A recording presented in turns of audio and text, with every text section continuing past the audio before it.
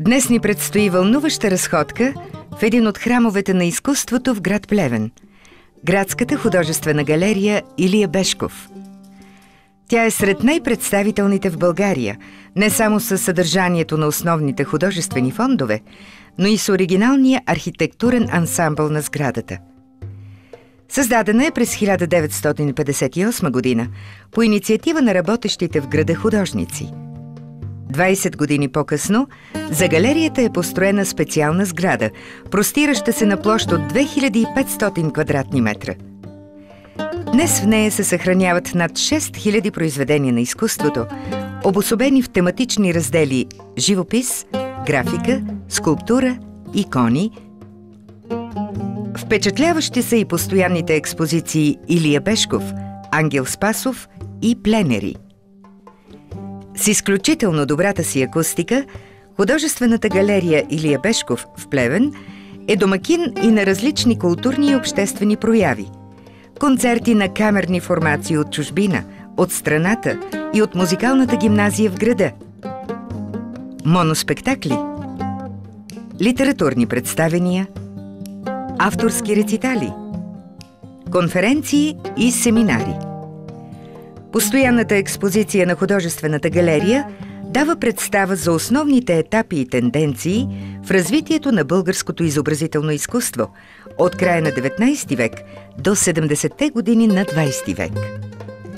Започва от следосвобожденския период с картини от Николай Павлович, Антон Митов, Иван Мърквичка и преминава през едни от най-известните майстори на четката, като Сирак Скитник, Владимир Димитров Майстора, Дечко Узунов, Бенчо Обрешков, Ненко Балкански, Златю Бояджиев и продължава с повечето съвременни творци на художественото изкуство.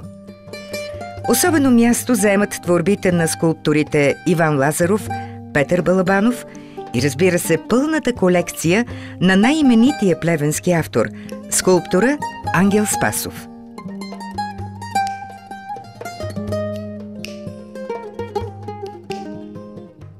Специално внимание е отделено на големия български карикатурист и патрон на галерията Илия Бешков. Серията великолепни композиции дават възможност да бъде видяно най-типичното, най-яркото и характерно от неговото творчество.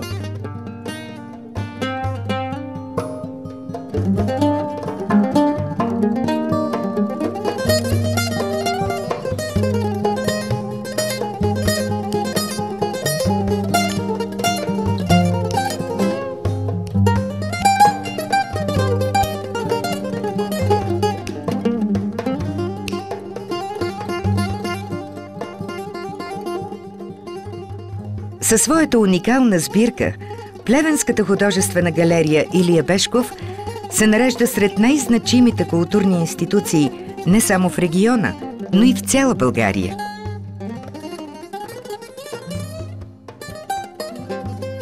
Разделяме се до следващия път, когато ще посетим друго интересно място.